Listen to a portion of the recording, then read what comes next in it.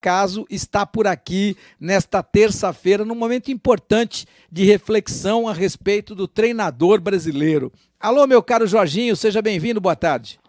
Boa tarde, Elia. Prazer falar contigo, meu irmão.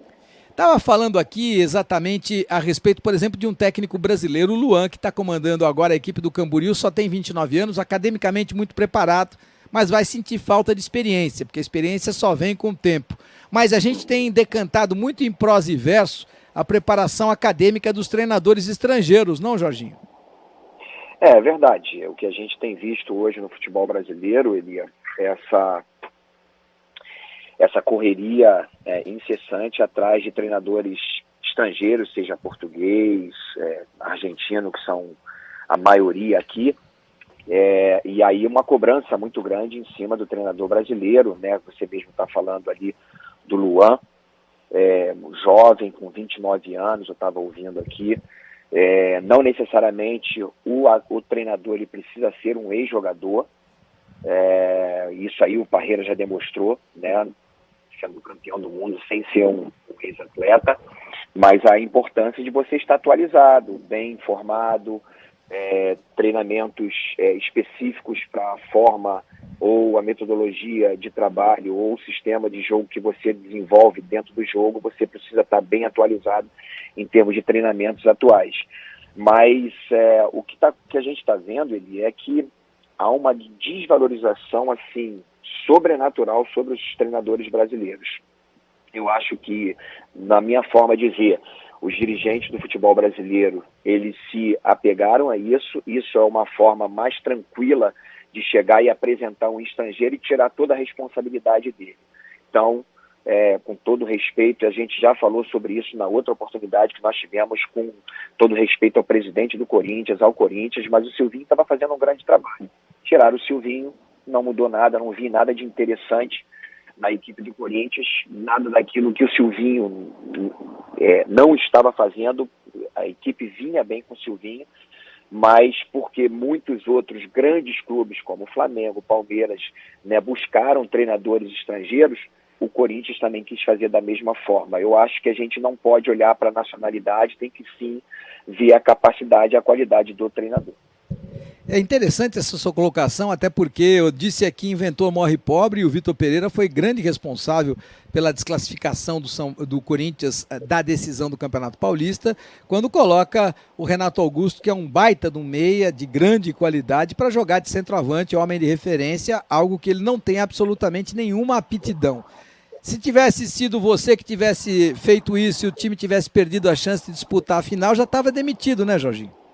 Com certeza, eu ou qualquer outro brasileiro. Essa é a dificuldade, não apenas você em contratar estrangeiros, mas você contratar no momento em que a equipe estava bem, a equipe vinha muito bem com o Silvinho, e a equipe estava organizada. Eu joguei, foram 2 jogos contra essa equipe lá, eu atuando, né, trabalhando pelo Cuiabá, e vi o quanto estava realmente assim, sendo essa equipe se organizando, principalmente com a chegada dos reforços. A equipe realmente assim, se transformou numa equipe mais organizada e uma equipe muito competente, muito qualificada. E de colocar o Renato Augusto realmente de atacante para alguém que não conhece o Renato Augusto, alguém que não conhece a história do Renato Augusto, alguém que não conhecia provavelmente muitos jogadores do Corinthians, que chegou no meio do caminho e pegou uma equipe que ele não conhecia tão bem e tomou as decisões como aconteceu. Ô Jorginho, eu queria que você me explicasse o que é que acontece quando você tira o Cuiabá do rebaixamento, coloca o time na Sul-Americana e na sequência é demitido. Qual é o reflexo disso? Na realidade eu não fui demitido, né? Eu fui apenas, não teve uma renovação de contrato, porque meu contrato ia até o final do ano.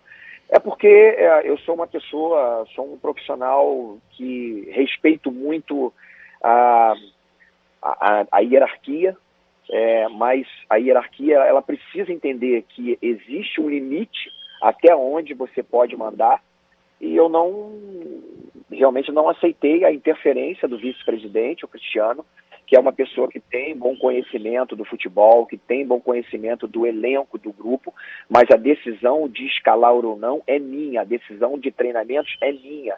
A decisão não pode ser, de forma nenhuma, do vice-presidente, por mais que ele queira, que ele goste de um ou outro, que ele ache que uma formação que ele pensa que é a melhor, que eu acredito que não era a melhor, tanto que eu tomei uma decisão, principalmente nos 2 últimos jogos, de fazer aquilo que estava na minha cabeça, que estava de acordo com aquilo que eu decidi com a minha comissão técnica, e foi por isso, aqueles embates não chegou no momento em que ele conversou com o meu empresário de que a gente havia tido muitos embates, muitas discordâncias, e que era melhor cada um seguir o seu próprio caminho. Então, eu entendi de que ele estava querendo determinar algumas coisas que compete ao treinador. Eu sempre vou, isso aconteceu em todos os clubes por onde eu passei, eu sempre sou, como eu falei, eu respeito a hierarquia, vou ouvir os meus líderes, seja vice-presidente, diretor executivo, presidente, diretor, aquele que for, que quiser fazer qualquer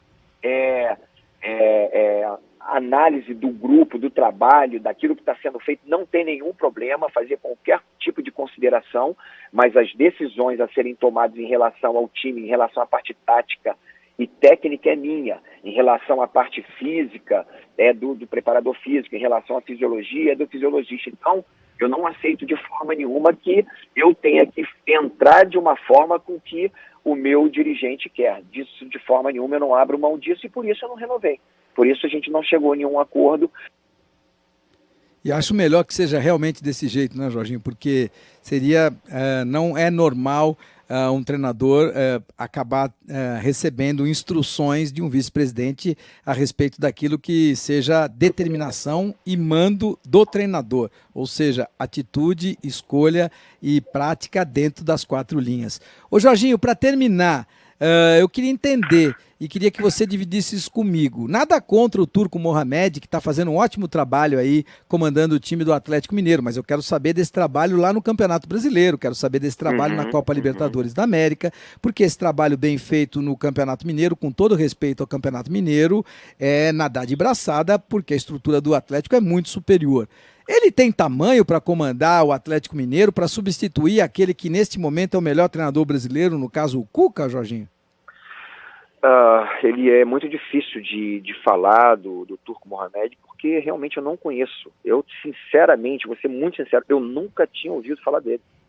Então fica muito difícil de eu falar alguma coisa. Agora, como você falou, assim como eu sou um cara da bola, sou do futebol e conheço muita gente, muitos treinadores e tal. Como eu nunca havia ouvido falar, você pegar um clube como o Atlético Mineiro e levar ele a uma decisão de um campeonato mineiro, naturalmente é uma possibilidade. E num jogo, você fazer um jogo de uma Recopa, você ganhar um jogo e tal, é uma possibilidade. Agora, vamos ver realmente aquilo que vai acontecer durante o Campeonato Brasileiro, que é um campeonato extremamente difícil, com muita qualidade, com muitos clubes realmente com possibilidades de serem campeões, e a gente vai analisar direitinho o trabalho dele.